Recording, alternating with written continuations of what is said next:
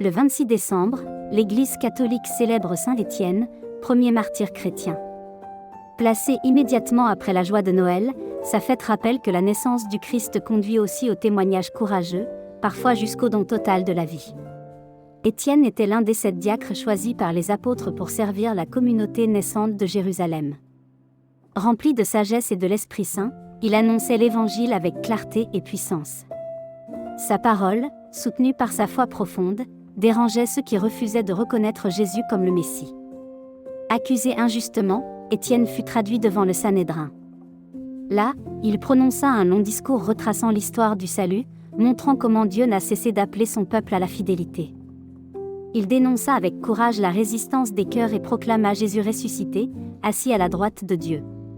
Ce témoignage provoqua la colère de ses accusateurs. Étienne fut conduit hors de la ville et lapidé. Pourtant, au moment de mourir, il posa un acte bouleversant, il pria pour ses bourreaux et remit son esprit entre les mains du Seigneur.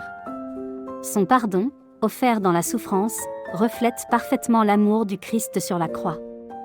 Le martyre de Saint Étienne n'est pas une défaite, mais une victoire de la foi et de la charité. Il montre que l'Église naît et grandit par le témoignage de ceux qui aiment jusqu'au bout.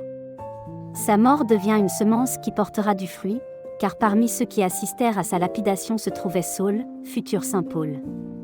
Saint Étienne enseigne que la vraie foi ne se limite pas aux paroles, mais se manifeste par une vie donnée. Il invite chaque chrétien à témoigner avec courage, douceur et pardon, même au cœur de l'épreuve.